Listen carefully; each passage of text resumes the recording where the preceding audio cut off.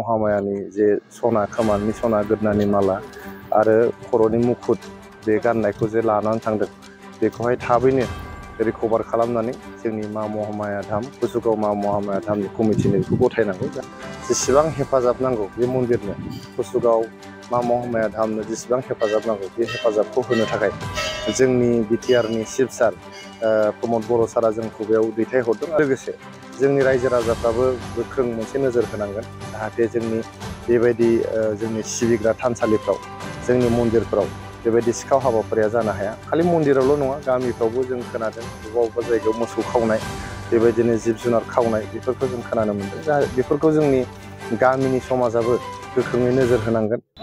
कुसुगाव मा महामाया धामाव मैयाबादि दाखालि हरावहाय मोनसे सिखाव हाबदोंमोन। बेयाव सिखाव हाबनानै मा महामायानि जे माखासे अलंखारफोर दङ, सना आरो सान्दिनि मुकुट, खोमानि सना, गोदनानि माला सनानि, बेखौहाय सिखावा खावनानै लांदों।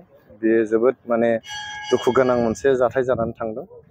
जोङो पुलिस प्रसासनखौ खावलायदों, जाय बे गाज्रि मोनसे सिखाव खावनायखौ मावदों बे मानसिफोरखौ थाबैनो हमनानै आयेनगत भाबै साजा होनांगौ।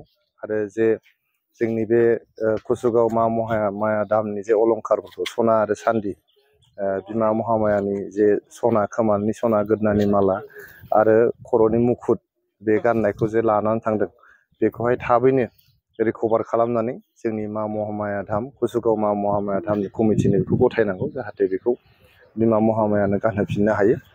आरो जोङो दिनैहाय बेहाय इउपिपिएल हान्जानिफ्राय जोंनि आइजो गांखंनि आफादगिरि लोगोसे जोंनि इउपिपिएलनि मावथि फारिया लोगो बिथांमोन, कुसुगाव ब्लकनि आरो कुसुगाव TCLCCनि चेयारमेन बिथाङाबो बेयाव दंफैयो।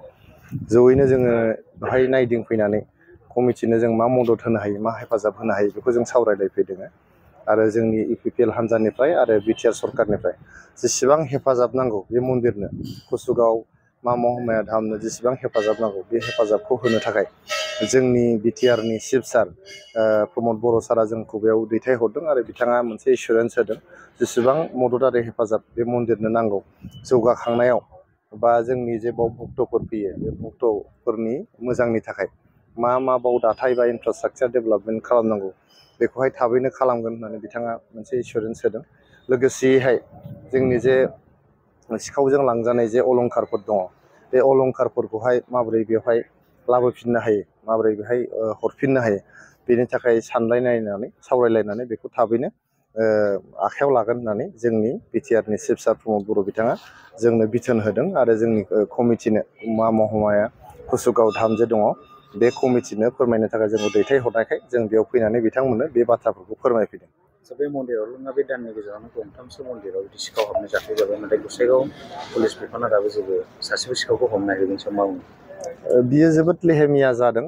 बे बिसायख'थिनि थाखाय हयथ' पुलिस प्रसासनाबो गोबां हाबाफारियाव बिथांमोना बेस्थ' दङमोन। बिसायख'थिखौ सामलायनायाव, बिसायख'थिनि समावहाय सिकिउरिटि होनायाव बिथांमोना हयथ' जोबोद बेस्थ'मोन।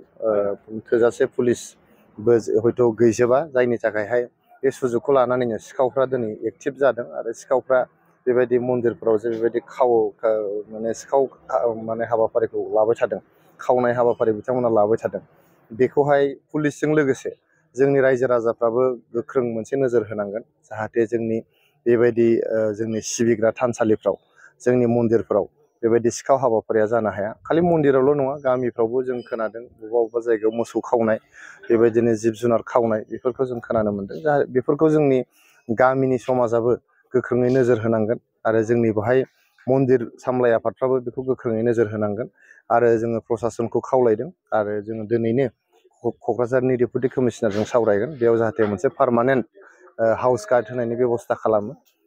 गैथ्राबाबो बेयाव हम गार्डफोर होनानै बे मन्दिरखौहाय सिकिउरिटि होनो थाखाय, बेखौ बेंनो थाखाय मोनसे बेब'स्था खालामो। बेनि थाखाय जोङो दिनैहाय जोंनि सिभिल एडमिनिस्ट्रेसन आरो पुलिस एडमिनिस्ट्रेसनजोंबो जों सावरायगोन। मोनसे गोजोनथाव खौरां, नोंथाङा नोंथांनि न'खौ समायना रमायना जोंख्लाब माख्लाब खालामनो गोसो दं नामा?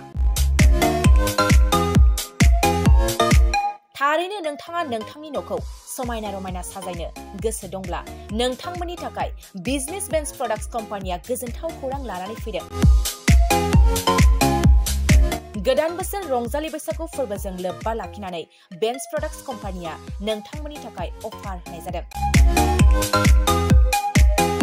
चिरां जिल्ला बेंटल गेट 27 राजा लामानि एबा सिबिथाय लामानि साखाथियाव नोंथांनि न'खौ समायना रमायना खालामनो गोसो जानाय रायजो राजाफोरनि थाखाय बिजनेस बेन्स प्रडाक्ट्सआ लानानै फैदों गोजोनथाव खौरां।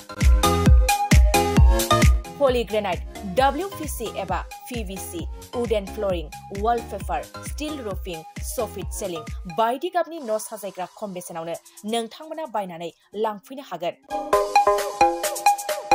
बेनि अनगायैबो नोंथाङा गोबां बाथ्रा मिथिनो थाखाय नैबे 8474015053 जानबुं नम्बरनि गेजेरजों नोंथाङा फन खालामनानै मिथिनो हागोन।